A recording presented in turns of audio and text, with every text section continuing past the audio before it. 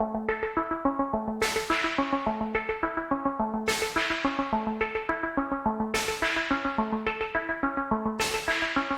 from a window above, it's like a story of love. Hello, thank you for joining us for the perfect song. We have a lovely panel with us today. We have Mike, we have Al, we have Randon, we have Chris. Everyone, just say hi. Hello. Hello. Hi. And today, we have a song brought to us by Rand, and I'll let him introduce it and talk a little bit about it. To you, Rand. So today I am bringing a song, Only You, by the band Yazoo, known as Yazoo throughout the world, known as Yaz in the U.S. because there was a American record label at the time, I guess still exists, that wasn't going to have it and threatened to sue if they were going to call themselves Yazoo. So they became Yaz in the U.S. So anyway, they're Yazoo everywhere else. Their first single came out in March of 1982, and it's called Only You. All I needed was the love you gave. All I needed for another day. And all I ever knew. Only you. One interesting piece of information that I found via the Wikipedia is that it was written on guitar. Vince Clarke, the songwriter, known for lots of keyboards, wrote this song on the guitar and then transferred it over to the keyboard. So I'd actually love to hear a cover version of it someday. If maybe it already exists of someone doing it on guitar. If it exists, I will find it and play it. Yeah, there you go.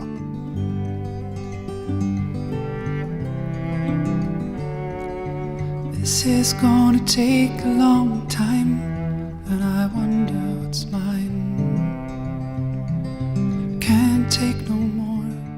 Vince Clarke wrote the song. He originally was in Depeche Mode and left after their first album. This is a song that he offered to them as he was leaving. They turned it down, and he hooked up with Alison Moyet, singer Alison Moyet, and they put a demo together, sent it on to Mute Records, and Mute Records put it out as their first single. It peaked at number 2 on the UK singles charts, and was a big hit for them. And they weren't even planning to be a band, but they said it was such a big hit that the label said, let's just go ahead and have you guys make an album. And so they ended up releasing 2 albums.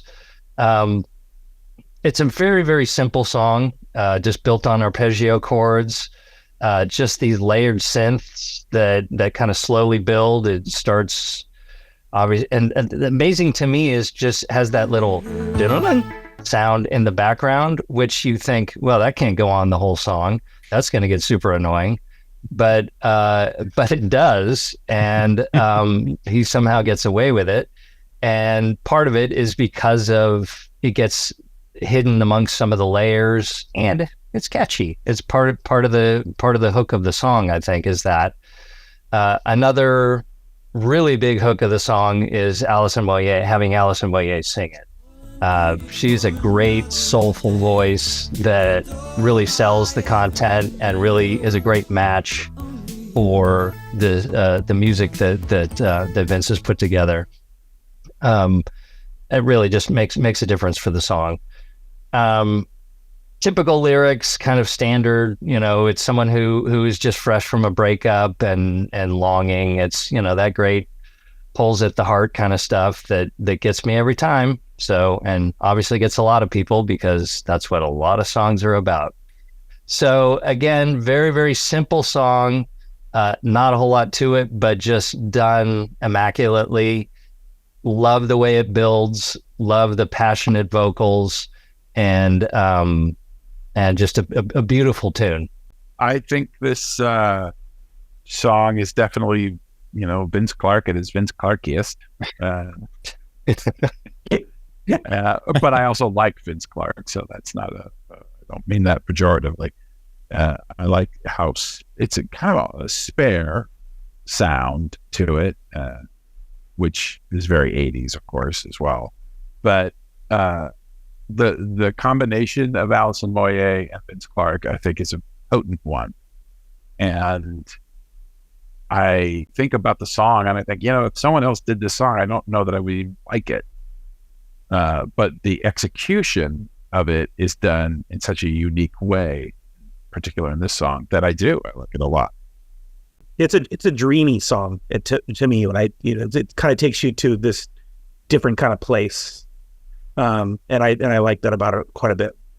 I probably heard it first time in high school myself, and I remember it. I don't think it was my favorite on the album at the time, but I think it's grown to be probably my favorite from that album. As I've gotten older too. So it was on Upstairs at Eric's. Is that right? Yeah. Okay. Yep. Which is the better of their albums, I think too. That's my favorite of their album. I think so. I think it might be that they felt the first album was too, quote, simple. Like we've talked about this. Like this song is very simple, but that doesn't mean it's bad. And I think they maybe tried to explore. I haven't heard the second album in a long time. What's that called? You and Me Both? Yeah, You and Me Both. Yeah. But my memory of it is it's kind of, they're trying to do more, which is there's nothing wrong with doing that, but maybe it just, the magic wasn't as much there. There's some good songs on it though, actually. For the time we've had, I don't want to be a page in your diary, babe. For the good and bad, I don't want to see a page in your diary, babe. For the happy and the sad, I don't want to be another page in your diary. Chris, let me hear what you think about this song. I have a question. Do you know if Situation was on that album? Because that one's a banger. That is a very good song. Banger, indeed. Do I dress for every situation? Moving through the doorway of a nation. Pick me up and shake the doubt. Baby, I can't do without. Don't mess around. You bring me down. How you get about? Don't make sound smooth out. I would say that this is not the kind of straight ahead, like longing love song that I go for, but I agree because it's Yazoo. It works for me. It's beautiful. Pulls all my heartstrings. Yeah. So this is, in spite of myself, I do love this. In spite of myself. Yeah. It, for me, it's all about, well, it's not all about. Alison Moyet, her voice is just fantastic. Yeah. And Vince Clarke, his instrumentation and his choice of instrument is right in my wheelhouse, especially at the time. I loved any kind of, synthy thing because it was, at the time, it felt very new, and it was very new to have a song like this. I actually, you can go back to Kraftwerk and all that, but again, straight ahead, simple, short and sweet, very 80s, but it had something more, which was Alison Moyet and Vince Clarke's sort of layering and percolating, percussion going on. I mean, they do add the fake drums later, but that the arpeggio that Rand mentioned really kind of, that starts it out, really kind of brings it along. Really enjoy it. The drums were fake? What? Oh, sorry. Huh? Spoiler alert. Vince I Clarke think that happened in the 80s. didn't have a drum kit on this. I love when they choose to have the drums come in. It's kind of like, when do they, I think it's right before the second chorus, right? Or it's leading into the second chorus. I think it's the second chorus or second verse.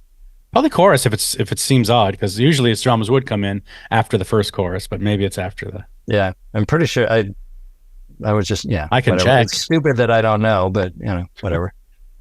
Well, the song just exists in our heads, so. Yes. Here, I can hear. Hold on one second, because I stopped it right around that time. Let me play it. This is second verse, and you're right. It's right before, or right during the second chorus, I think. Right? It's right. Yeah, it's right leading into the second chorus. Yeah. Here we go. Yeah. Here we go. At the right end. Yeah. So, yeah, I would think that they'd bring it in like on the second verse, the fact that they go ahead and leave the second verse without the drums. I thought that was interesting. Yeah. Yeah. Then it backs up the little solo bridge thing, and then they finish it up. Yeah. And it helps you take your mind off of that thing that's going on the whole time, But it, like you said, it is sort of a signature of it. It really, that's a part you really think about when you think about the song. Perhaps the thing you think about most. Yes. You mentioned Depeche Mode passed on this. And again, Depeche Mode sounded very obviously like their first album is Vince Clarke-y, as Al said, because it's Vince Clarke thing.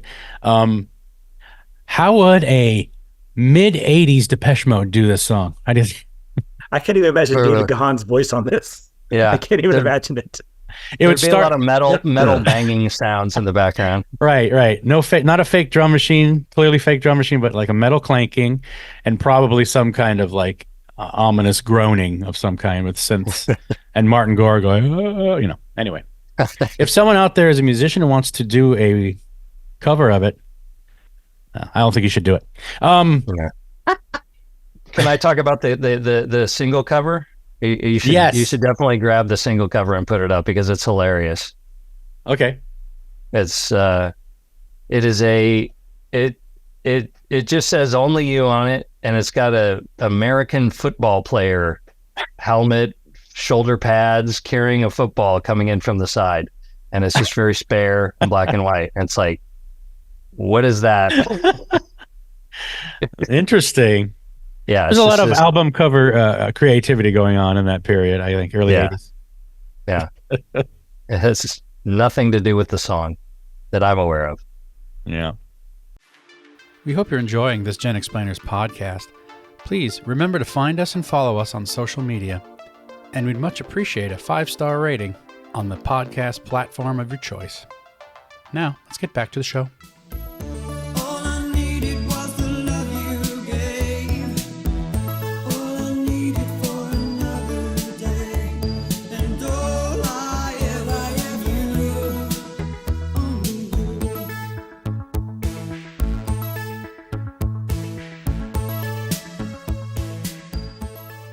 Let's vote on this. Rand, you can start.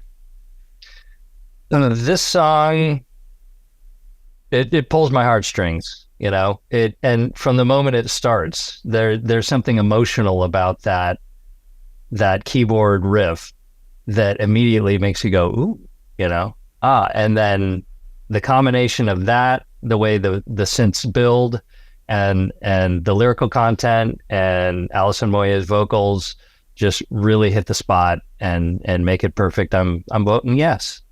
All right. Just really quickly, you mentioned the layering and the building. I think that's something that Depeche Mode held on to when they continued writing, and Martin Gore, because especially in the solo part where the keyboard starts doing some stuff, but then it layers with a higher keyboard, da da da da, and there's that one in there, like a mid-range. So it's a lot of this. It's a layer cake of synth lines that really help, that really sound great. Anyway, sorry. Well, I'll just quickly vote then, since I'm blathering right now. I am going to say yes. It's one of those that's exactly what it needs to be, and it's very enjoyable. So yes. Alan, why don't you go? I'm going to go. I'm going to say that, especially when it comes to romantic or love songs, I do think that simple is better, and this is a beautiful, simple song with two great artists in a fantastic combination. So I'm going to say yes. Ooh, all right. How about you, Chris? I'm going to say yes. All right. You seem like you expect us. You think we're going to. You think that She's we a hard one to think. read. Yeah. You think that we think you're going to say something that you don't, and that's the fun of it. All right, Correct. so you say yes. All right, Mike, how about you? Yeah, I'm going to vote yes as well. I think the impact of the song has not gotten any lesser over the years. I think that it's still, listen to it, it's just great. So even if it does have that sort of cheesy-ish Well, kind of early 80s sound. I was going to say it's the not song necessarily itself is- timeless, but it Right. overcomes it. Yeah, it does. Yeah, and because of its content, but also because it just you listen to it and it just puts you in that moment. So I think it works really well. Yeah, perfect. Well, look at that. We are being so easy on songs in this recording session. That's a unanimous yes on that. But I think we're correct. It is. It's a very, very good song, everybody. If there's nothing else, I want to thank the panel once again. Thank you. And thanks, Rand, for bringing that one. And thank you, the listener viewer, for tuning in. For now, let's say bye. I All right. Bye.